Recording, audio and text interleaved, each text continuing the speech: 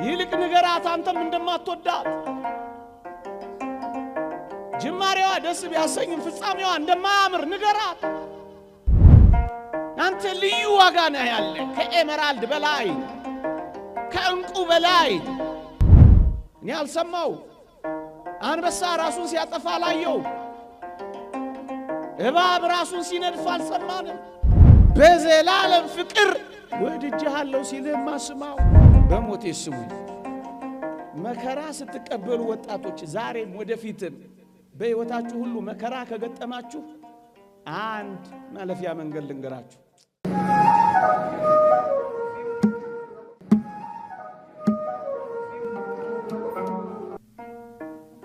ርዕስ አርጌ ሰጠዋችሁ ተቤዥቼሃለሁና አትፍራ በስምህም ጠርቼሃለሁ አንተ የኔ ነህ የሚል ነው።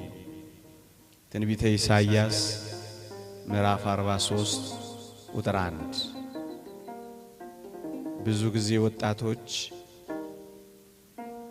በብዙ ቤተሰቦች በብዙ ጓደኞች በብዙ ዘመዶች እንኳን ተከበን ብዙ ጊዜ የብቸኝነት ስሜት ይሰማናል። አንዳንድ ጊዜም የኔ ነህ የሚል የሌለኝ ምስኪንና ብቸኛ ነኝ ብለን ስንናገር እንሰማለን።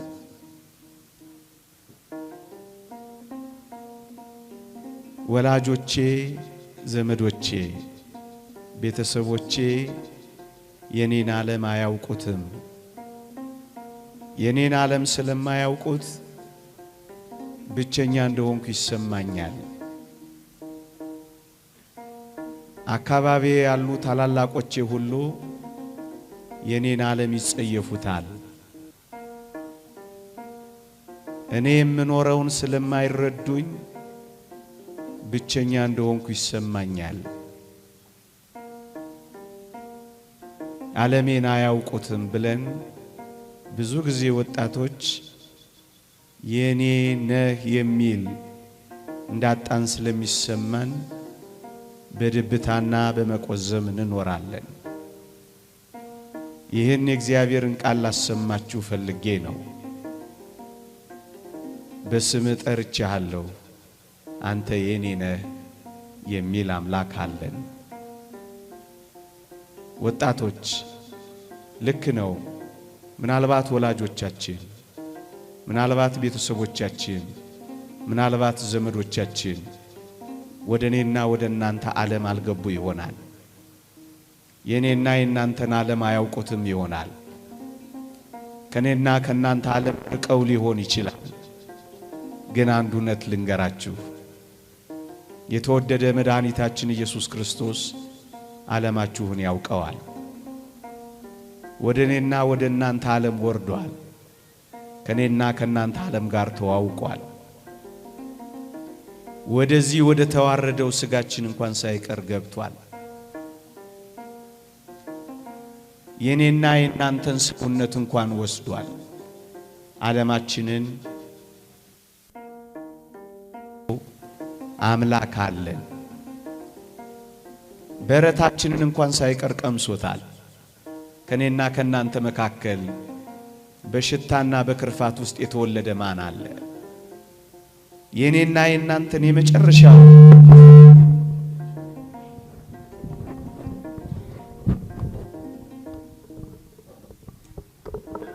የኔና የናንተን የመጨረሻውን አስቀያሚ ዓለም እንኳን ሳይቀር ቀምሶታል ጌታችን። በረታችንን ብቻ አይደለም፣ መቃብራችንን፣ አፈራችንን፣ ድንጋያችንን እንኳን ሳይቀር ተንተርሶታል። ሞታችንን እንኳን ሳይቀር ተዋውቆታል። ይሄ ብቻ እንዳይመስላችሁ፣ በበረት በመቃብር ብቻ አይደለም፣ እግር በእግር የገባንበት ሲኦል እንኳን ሳይቀር ገብቶ ሲኦላችንን እንኳን ተዋውቆታል። ወጣቶች ምናልባት ወላጆቻችሁ፣ ምናልባት ዘመዶቻችሁ፣ ምናልባት ታላላቆቻችሁ ዓለማችሁን እንደማያውቁት ቆጥራችሁ ብቻችሁን የሆናችሁ እንዳይመስላችሁ። የኔና የእናንተን ዓለም የተዋወቀ አምላካችን ክርስቶስ ነው አንተ የኔ ነህ የሚለው።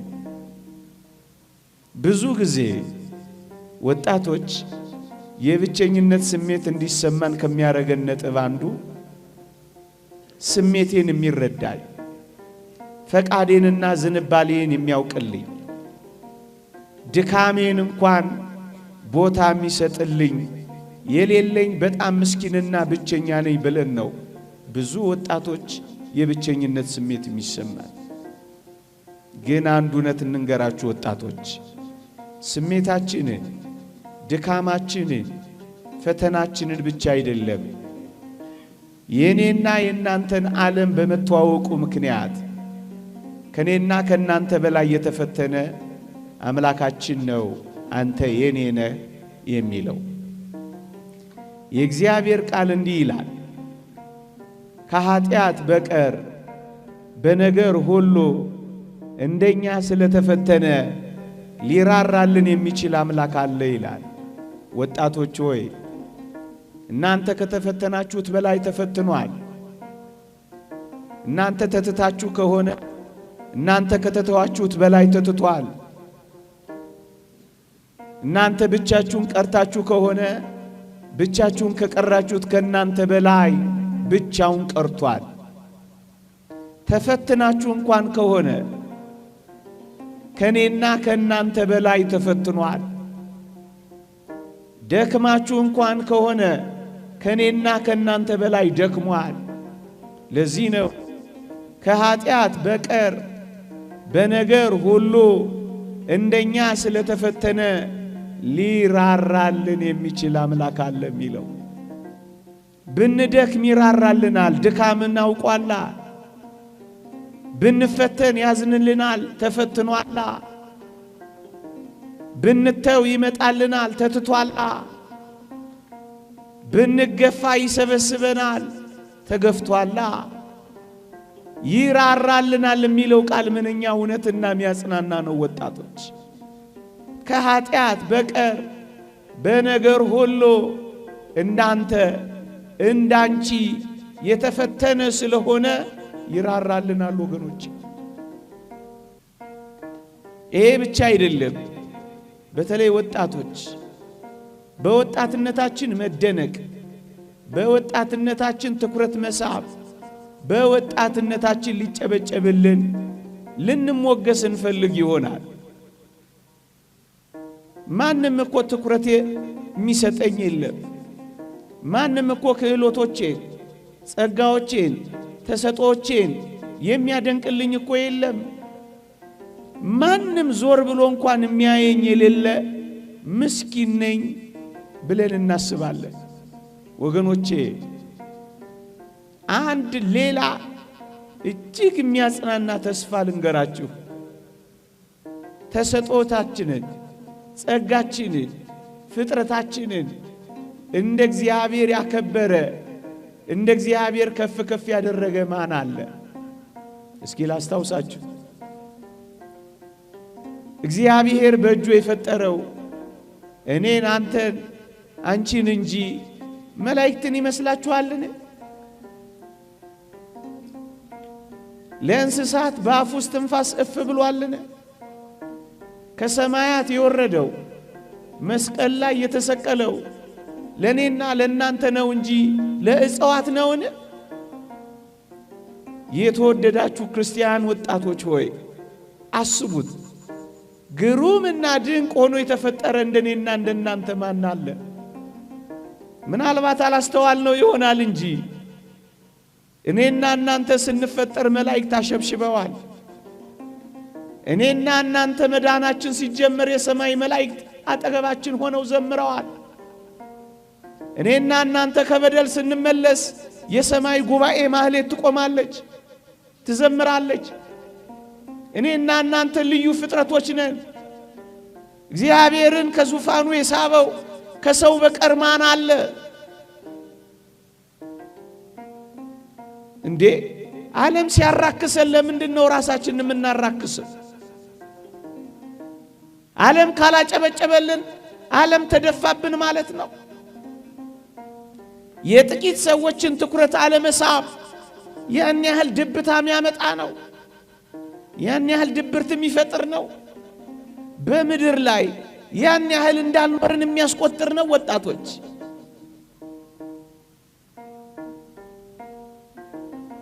ለዚህ ነው እኮ ዘማሪው ዳዊት ግሩምና ድንቅ ሆኜ ተፈጥሬያለሁና አመሰግንሃለሁ የሚለው። እንደኛ ግሩም፣ እንደኛ ድንቅ፣ እንደኛ ውብ፣ እንደኛ ልዩ ከየት ይገኛሉ ወገኖቼ?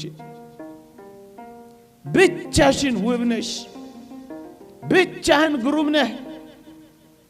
ለምንድን ነው ከሌሎች ያነስን እየመሰለን አንገታችንን ዘለስ የምናደርገው?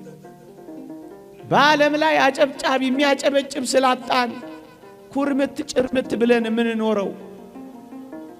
አያችሁ፣ የብቸኝነቶቻችን ምንጭ የሚሆኑት እነዚህን ሐሳቦች እግዚአብሔር የነገረንን በማመን ከብቸኝነት በላይ አንዳንዶቻችን ብቸኝነት ብቻም አይደለም፣ እነዚህን ሐሳቦች በማሰላሰል የበታችነት ተሰምቶናል። እያኗኗርን እንጂ እየኖርን እንዳልሆነ ቆጥረናል። ደስታችንና ሳቃችንን ዓለም እስክትመጸውተን ድረስ ምስኪን ተመጽዋቾች ብቻ ሆነናል። ሳቃችን ጠፍቷል። ምክንያቱም ብቸኛ እንደሆነ፣ ተደናቂ እንዳልሆነ፣ ተፈላጊ እንዳልሆነ፣ ተንከባካቢ እንዳጣን ብቻችንን እንደሆንን ይሰማናል። እንደውም ወጣቶች ሆይ መፈቀርን መፈለግን እንደምትፈልጉ ይታወቃል። ብዙዎች እነዚህን ትምህርቶች ማስተማር ግድ ስለሆነብን ነው። በቅርቡ አንድ ገና ወጣትነቱን ያልጀመረ ብላቴና እናቴ አትወደኝም ብሎ አሉ ታንቆን የሞተው አሉ። ሰሞኑን ስሰማ ወላጆቻችሁ ያላፈቀሯችሁ እንዲወዷችሁ የምትፈልጉ ሰዎች ገሸሽ ያሏችሁ ያመናችኋቸው እጮኞች የከዷችሁ እንኳን ብትሆኑ አንድ ዘላለማዊ ድምጽ ግን ወጣቶች እንድትሰሙ እንፈልጋለን። እግዚአብሔር እንዲህ ይላችኋል፣ በዘላለም ፍቅር ወድጄሻለሁ ይላል። እንደ እግዚአብሔር ሰውን የወደደ ማን አለ? ይህ ድምጽ ከፍ ብሎ ካልተሰማ እውነት ነው ጥቂት ሰዎች ሲያኮርፉ ትሰበራለህ። በአንድ እጅ ጣት የማይቆጠሩ ሰዎች ፍቅር ሲነግፉ እንክትክትህ ይወጣል። ይህንን ድምጽ ግን ስማው፣ በዘላለም ፍቅር ወድጄሻለሁ ይላል። ምናልባት እኛ ያጣና በዚህ ዓለም ላይ ያሉ የጥቂት ሰዎች ፍቅር ነው። ያውም ሰጥተው የሚጎልባቸው፣ መጽውተው የሚያንስባቸው፣ በጣም ደካሞች የሆኑ ምስኪንና ድሆች የሆኑ ሰዎች ፍቅር አጣን ብለን ነው ራሳችንን እያጣን ያለ ነው። እውነት በዘላለም ፍቅር ወድጄሃለሁ የሚለው ባለጸጋው እግዚአብሔር ነው። ወገኖቼ ወጣቶች ሆይ መለወጥ አይደለም መለዋወጥ ባለበት በዚህ ዓለም ፍቅር ማጣት ለምን ራሳችሁን ታጣላችሁ? ለምን ለራሳችሁ ዋጋ መስጠት ታጣላችሁ? መለወጥ የሌለበት ያውነት እግዚአብሔር እንደሚያፈቅራችሁ እየነገራችሁ፣ እግዚአብሔር ያወዳችኋል፣ እግዚአብሔር ያፈቅራችኋል። መለወጥ የሌለበት ያውነት ማለዳ ወዶ ማታ ሚከዳ አይደለም፣ ስቆም ያስለቅስ አይደለም፣ ፊት ሰጥቶ ጀርባ ሚነፍጋ አይደለም። ሁሌ የሚወድ ሁሌ የሚያፈቅር ፍቅሩ የማይቀንስበት ወረት የሌለበት ፍቅር በዘላለም ፍቅር ወድጄሃለሁ ሲልህማ ስማው። ጥቂቶች ትኩረት ስለነፈጉን ለራሳችን ትኩረት ምን ነፍገው ለምንድን ነው? ወገኖቼ እንኳን የሩቆች የእናት ፍቅር እንኳን ሊቀዘቅዝ ይችላል። አድሎ ሊኖርበት ይችላል። ስትሰጥና ስትነፍቅ ሳቃቸው ወላጆች ቤተሰቦች ምናልባት ሊቀየሩብህ ይችላሉ። አድሎ የሌለበት እውነተኛ ፍቅር ግን እወድሻለሁ እወድሃለሁ ሲል ስማ። እኔ በጣም ነው የሚደንቀኝ።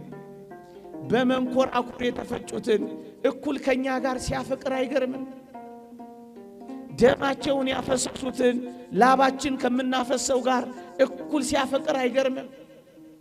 24 ሰዓት በትጋሃ ሌሊት የሚኖሩትን አንኮራፍተን የምናድረው ድንጋይ የሚንተራሱትን ደንገል ተንተራሰን ከምንተኛው ጋር ሁላችንንም እኩል ማፍቀሩ አይገርምም? ይሄ ፍቅር ነው፣ አድሎ የሌለበት ፍቅር።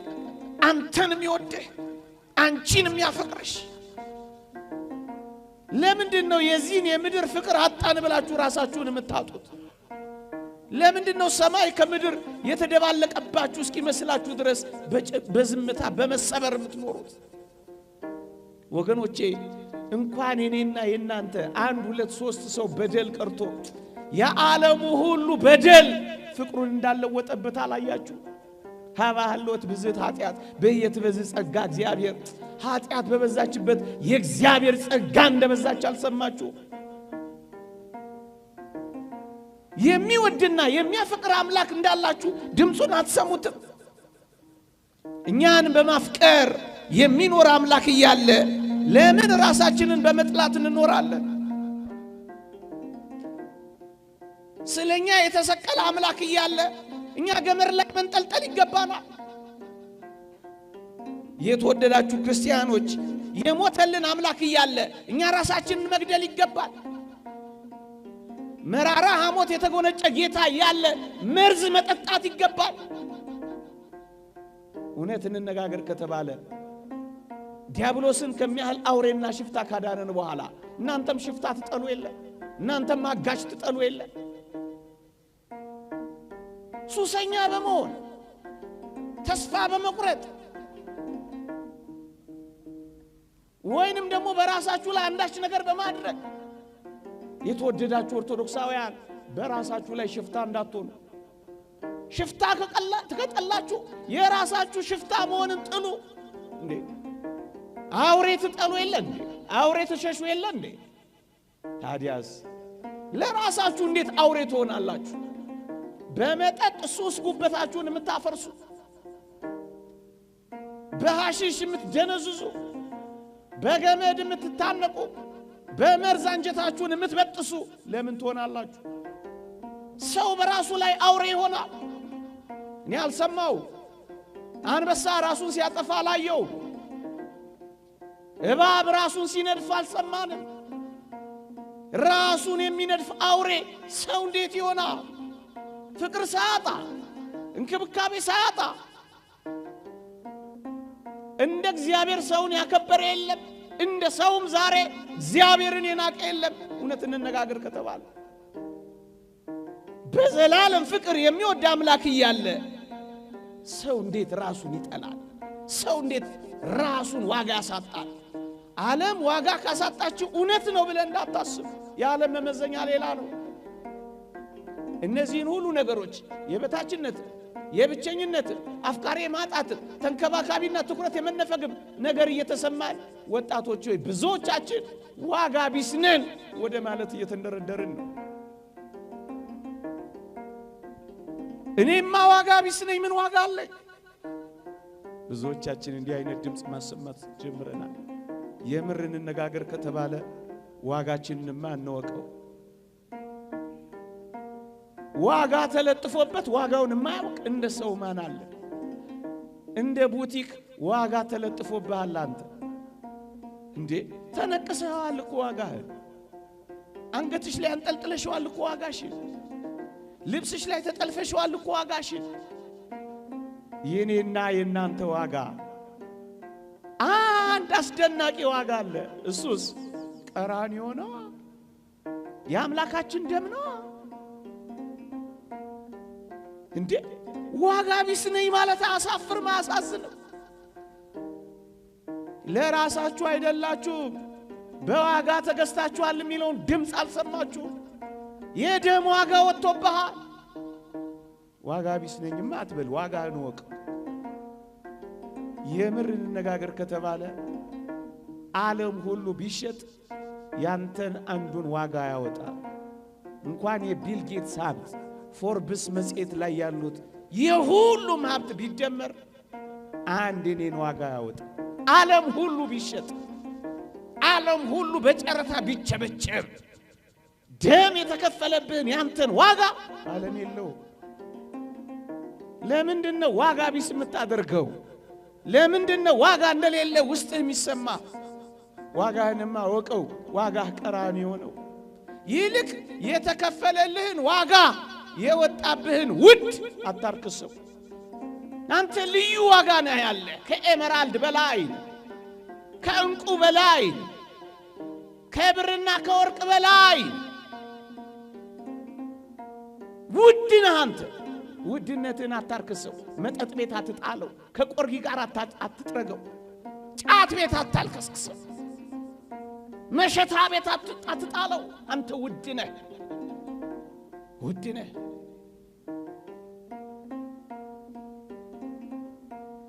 ቅዱስ ጳውሎስ እንዲህ ይላል፣ የሙሴን ሕግ የናቀ ሰው 2 ወይም 3 ሰው ቢመሰክርበት ያለ ርኅራኄ ይሞታል ይላል። የኪዳኑን ደም ያከፋፋ እንደ ርኩስ ነገር የቆጠረ እንዴት የሚብስ ቅጣት የሚገባው ይመስላችኋል ይላል። ይሄንን ደም ማክፋፋት፣ ዋጋችሁን ማሳነስ እንዴት ያሳፍራል! ብቸኛው የበታች ሆንኩ፣ ዋጋ ቢስ ሆንኩ ብላችሁ እንዴት አድርጋችሁ ነው በዓለም ፊት ርካሽ እንደሆናችሁ የምታስቡት? ዋጋችን በጣም ይሄንን ለቃላት ለመሸንገል እናንተን ለማታለል ምለው እንዳልሆነ እግዚአብሔር ያውቃል። ከምናገረው በላይ ነው ይሄ እውነት። ቃላት የሚገልጸው አይደለም ይሄን እውነት። እንዴ አንድ ሳብጀክት ኤፍ አመጣህ ማለት ዘመን ሁሉ መጨለም አለበት? ማትሪክ አላመጣሽም ማለት ሰማይ ምድር ይደባለቃል ማለት ነው? ስራ ማጣት ማለት ራስን ማጣት ነው? በጮኛ መከዳት ማለት ሁሉ ነገር መተረማመስ ነው? አይደለም በፍጹም። ያንተን ጥቂቷን ያክል እንኳን አሁን የጠቀስኩት አያወጣም። ምናልባት ማለዳውን ሊደብርህ ይችላል እንጂ ዘመንህን ሁሉ ያጨራምታል። አንተ ውድ ነህ በጣም፣ አንተ ልዩ ነህ በጣም። ይሄንን አለማወቃችን ነው ብዙ እየጎዳን ያለው ኦርቶዶክሳውያን። አንዳንዶቻችን ዓለም ሁሉ እንደጠላን ሁሉ ይሰማናል። ወይንም ደግሞ አሁን ያልኳችሁን ፍቅር ስለነፈገን ዓለሙ ሁሉ ለኛ ዋጋ እንዳልሰጠን ይገባንና በቃ ዓለም ሁሉ እኮ ትተናል እኮ። የትኛው ዓለምን የተወ? እስኪ እንነጋገር። በቁጥር እንነጋገር ከፈለግ፣ በካልኩሌተር እንነጋገር ከፈለግ። የትኛው ዓለምን የተወ? ምናልባት በአንድ እጅ ጣት የማይበልጡ ጥቂት ሰዎች ትተው ሊሆን ይችላል። የምር እንነጋገር ከተባለ ግን ዓለምህን እንኳን አታውቁ፣ እንኳን ዋጋህን ያንተን ዓለም እንኳን ገና አልተዋወቅከው። ዓለሜን ንገረኝ ካልከኝ ዓለምህ በጣም ድንቅ ነው። የትኛው ነው? እንዲህ ይላል እግዚአብሔር ቃል። ንዑድ ክቡር የሚሆን ሐዋርያው ቅዱስ ጳውሎስ በረከቱ ትደርብንና እንዲህ ይላል፣ ወደ አእላፋት መላእክት፣ ወደ ጻድቃን መንፈሶች፣ ወደ በኩራት ማህበር ደርሳችኋል ይላል። ዓለሜ የት ነው ካልከኝ ዓለምህ ሰማይ። አሁን እዚህ ምድር ላይ የምታየው ዓለም እንኳን 80% ነው። የጠቅላላው ዓለማችን 80% በሰማይ ነው። የት? የመላእክት የአእላፋት መላእክት ህብረት አንተን ይጠብቃሉ። ታላላቅ ወንድሞች አሉ። አረጋዊ መንፈሳዊ እንደተናገረው የሚራሩልን ታላላቅ ወንድሞቻችን ናቸው ይላል መላእክት። የትኛው ዓለም ነው የጠላሽ? የትኛው ዓለም ነው ጀርባ የሰጠህ? እንቅልፍ ሳይተኛ ዘውትር የሚጠብቅ መልአክህ አለ እኮ። ዓለም ሁሉ ጠልቶ እኮ የትኛው ዓለም?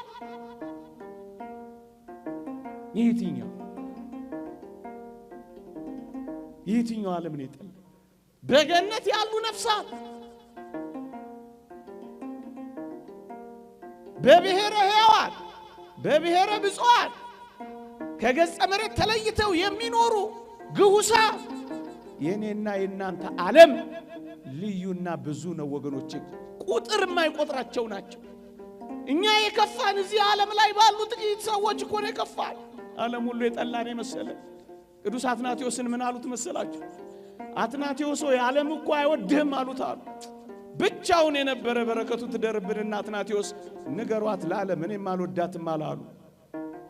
ይልቅ ንገራት አንተም እንደማትወዳት፣ ጅማሬዋ ደስ ቢያሰኝም ፍጻሜዋ እንደማያምር ንገራት። ወቅታ እንደምትጥል ለሕይወት እንደማትፈልግ ንገራት። ውበት የሌላት ምስኪንና ጎስቋላ መሆኗን ንገራት።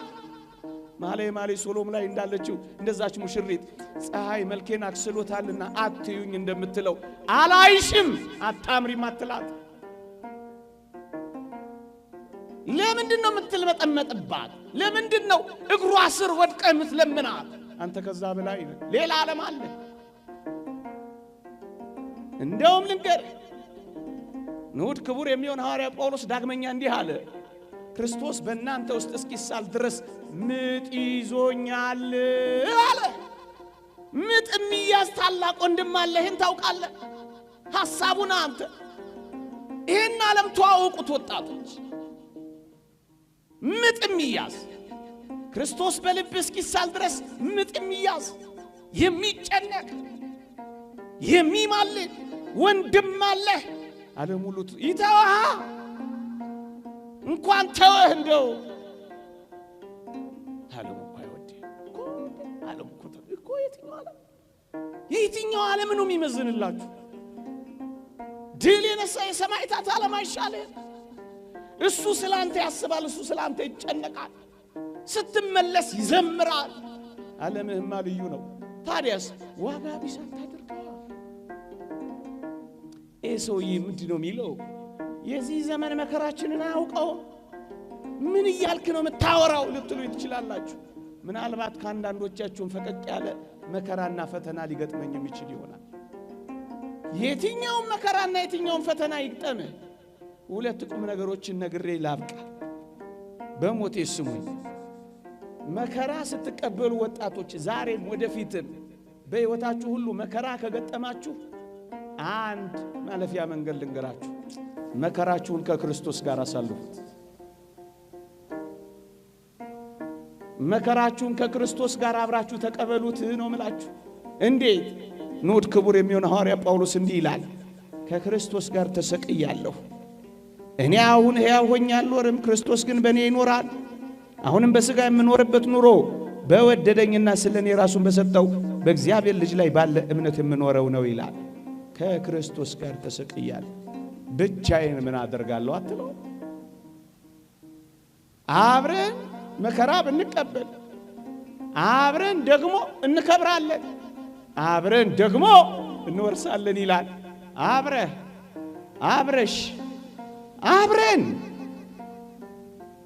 በምስጋና በአኮቴት የሰይጣንን ውጊያ የዚህን ዓለም መከራ ከተቀበልከው እመነኝ ከመስቀሉ መከራ ጋር ይደምርልሃል። ከቁስሎቹ ጋር አብረ ያቆስልሃል። ቁስልህ ነው አይሰማል። አብረህ አንዳንዴ አጋንንት መተው ራስን ጥላ ሲሉህ ከኔ በላይ እኔን የሚወድ አምላክ አለኝ፣ ለምን ራሴን እጠላለሁ በለው።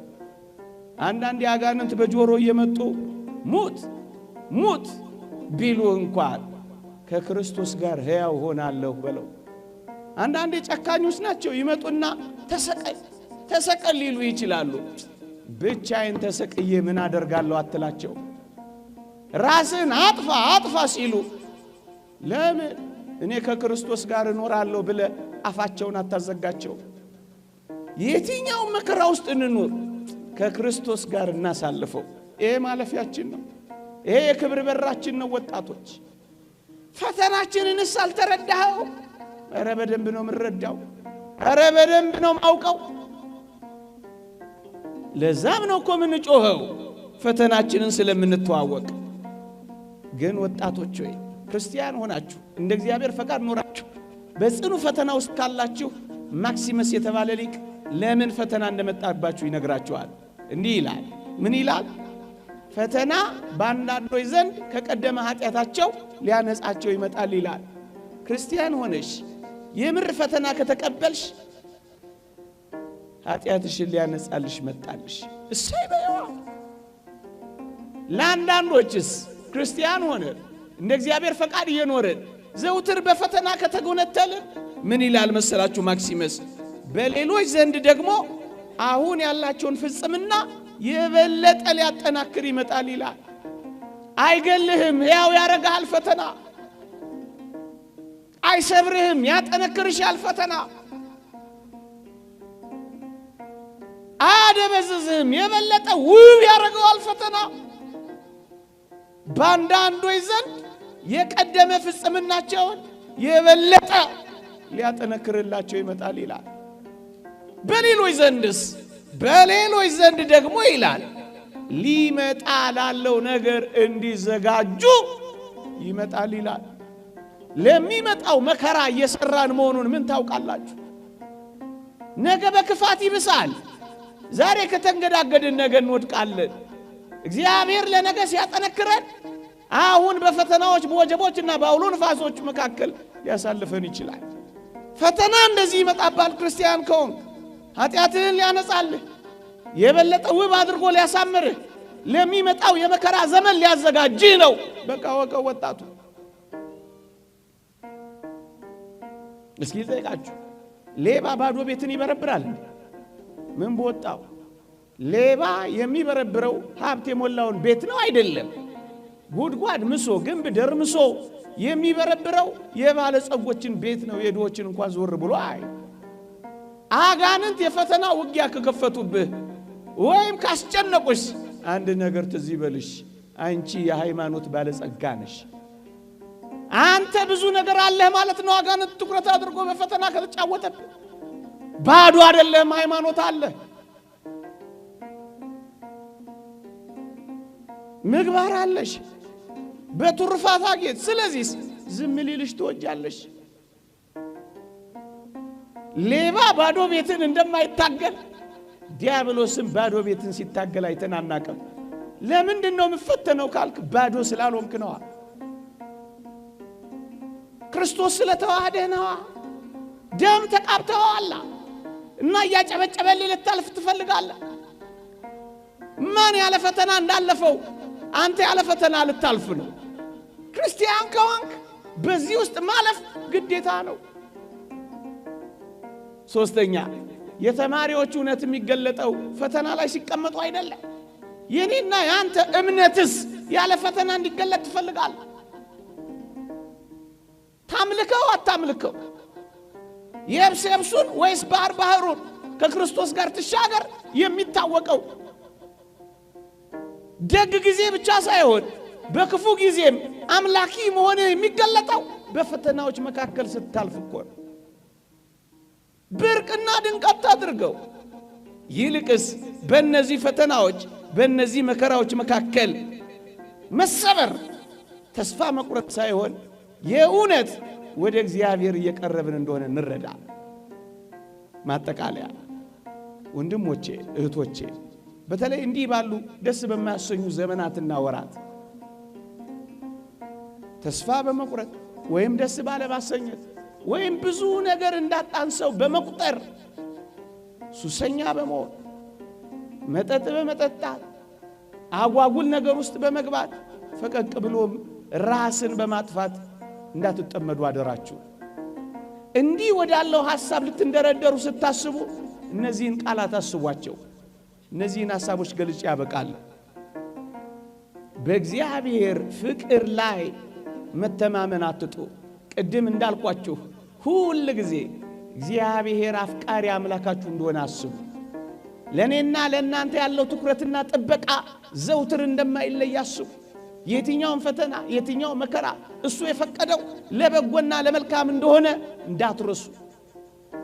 ደግሞስ ከሞት በኋላ ያለውን ሕይወት አትካዱ። ከሞት በኋላ ያለው ካልታመናችሁ አሁን ያልኩት ነገር ውስጥ ሁሉ ትገባላችሁ። ምን ማለት መሰላችሁ? የዚህ ዓለም ኑሮ ካልተመቸኝማ የዘላለሙ ኑሮ ይቅርብኝ ባዮች ትሆናላችሁ። ለዚህ ነው አንድ ሰሞን በዚህ በማህበራዊ ሚዲያ ብንሄድ ይሻለናል የሚል የሆነ ዘመቻ ቻሌንጅ ጀምረው ነበር አንዳንድ ወንድሞች። የት ነው የሚሄዱት? አሳዝኑ። ወይ እንደ ጳውሎስ ሩጫቸውን አልጨረሱ፣ ወይ አልተጋደሉ፣ ወይ ሃይማኖታቸውን አልጠበቁ። ብንሄድ የት ነው የምትሄደው? ምን ይዘህ ነው የምትሄደው? የዘላለም ሕይወት እንደዚህ መቀለጃና ማፌዣ ነው። እዚህ ካለው መከራ በላይ እንደሆነ አውቁ። የግድ ቀምሰው መመለስ አለባቸው። የዘላለም እውነት መጽሐፍ የነገራቸውን አይቀበሉም፣ አያምኑ። የት ነው የምትሄደው? የት ነው የምትሄደው? የደረሰባችሁ ችግርና ወይም እየደረሰባችሁ ያለው ችግርና ያላችሁበት የችግር ስሜት እንዳትረሱ፣ ከእግዚአብሔር በላይ አይደለም።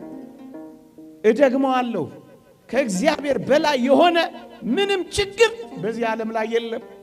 ሞት ነው ካላችሁኝ ሞትን ረግጦታል። ኃጢአት ነው ካላችሁኝ በደሙ አንጽቶታል። ደዌ ነው ካላችሁኝ በቃሉ ብቻ አስነስቶታል። ምንም ነገር በእግዚአብሔር የሚበልጥ ችግር የለም። አይወሳሰብባችሁ። ለችግራችሁ መፍትሄ ቀን መስጠት ልመዱ። ታገሱ። አትቁነጥነጡ። አሁን አትበሉ። እግዚአብሔር እንደማይቀር እንጂ የሚመጣው መቼ እንደሆነ ቀኑ ላይ ያተኮራችሁ አትጨነቁ። እግዚአብሔር አይቀርም። ቀኑ ላይ ካተኮራችሁ ትፈተናላችሁ። እንደማይቀር ካሰባችሁ ግን በተስፋ ትኖራላችሁ። ታገሱ። ያልፋል። ትላንት አልፏል። ፈርዖን አልፏል። የኤርትራ ባህር ውስጥ ሰጥሟል። የእስራኤል ልጆች ሊውጠን ነው ያሉት ባህር ተከፍሏል። ሊገለን ነው ያሉት ፈርዖን ባህር ውስጥ ሰጥሟል። የእስራኤል ልጆች ስቡሃን ዘተሰባ ያሉ ጨፌው አቧራ እስኪሆን ድረስ ዘምረዋል። ያልፋል። ምን ይውጠናል ያላችሁት ዘመን ያልፋል። ታገሱ ወጣቶች። ይሄ የእግዚአብሔር ቃል ስለሆነ ነው። እኔ መተማመኛ መሰጣችሁ ኢንሹራንስ ካምፓኒ የለኝም። እግዚአብሔር ግን ዋስትናችን፣ የትላንትናው ሕይወት መተማመኛችን ነው። ከትላንት አልፋችሁ እዚህ ደርሳችሁ የለም።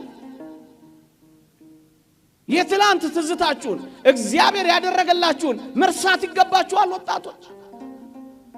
ትላንትን ለትዝታና ለትውስታ ነገን ለተስፋ ሰንቃችሁ ዛሬን በደስታ ኑሩ። ክርስትናዬ ነው። ታገሱ። እኔ ልጅ ያለው HIV ኤድስ የሚባል በሽታ ነበር። ሰፈሬ የነበሩ እጅግ ውብ እህቶች፣ እጅግ ጎበዝ ወጣቶች ልክ በሽታው እንደያዛቸው ራሳቸውን እያነቁ ይገሉ ጀመር፣ መርዝ እየጠጡ በጣም ብዙዎች። ግን ይገርማቸዋል፣ ጥቂት 1-2 ዓመት ካለፈ በኋላ ይሄ ኃይለኛ የተባለው በሽታ መድከም ጀመረ። በእርግጠኝነት አሁን በሽታው ከሰውነታቸው የወጣ ሰዎች ያውቃል። የማራዘሚያ መድኃኒት እየወሰዱ ከብደው ወልደው ኩለው ድረው የሚኖሩ ሰዎች አሉ። ቀንማ አልፍ መስሏቸው ግን ራሳቸውን አሳልፉ። ማይለወጥ የሚመስላቸው ሰዎች ወደ አፈርነት ራሳቸውን ለወጡ። ታገሱ ወጣቶች፣ አትቸኩሉ። ለእግዚአብሔርም ለቀንም እድል ስጡ። ራስን ማጥፋት በሱስ በለው በተለያየ ነገር በለው ራስን ማጥፋት የተወደድክ ክርስቲያን ሆይ የሚያጠፋው አንተንና ህልውናህን ነው እንጂ ችግርህን አጥፍቶ አያውቅም። ጎበዝ ኮንክ ክርስቲያን ኮንክ በችግር ላይ በጸሎት ተነሳ፣ በተጋድሎ በርታ፣ በምስጢራተ ቤተ ክርስቲያን ተሳትፎ ጠንክር እንጂ ችግርህን ታስወግደዋለህ። ራስህን ግን አታስወግደው። ራስን ማጥፋት ባጭሩ ራስን ማጥፋት ትንሽ ችግር ለመፍታት ትልቅ ችግር መፍጠር ነው። ጊዜያዊ ችግር ለመፍታት ዘላለማዊ ችግር መፍጠር ነው። በጣም ቀላል ችግር ለመፍታት የተወሳሰበ ችግር መፍታት ነው። ሰው በምንጨቃ ይነሳ፣ ከሞትክ በኋላ ይነሳል በምንጨቃ። ሾፌሮች የሉም እንዴ? ይነሳል ሰው በምንጨቃ ይነሳል። በቃ በቃ አበቃ አበቃ። ለጊዜያዊ ችግር ቋሚ ችግር አትፍቱ። አንድ ድምጽ ብቻ አላሰማችሁ። አፍቃሪ አምላክ አላችሁ። አንድ ድምጽ ብቻ ላሰማችሁ። በስም የሚጠራችሁ የሚያውቃችሁ አንቺ የኔ ነሽ አንተ የኔ ነህ የሚል አምላክ አለላችሁ።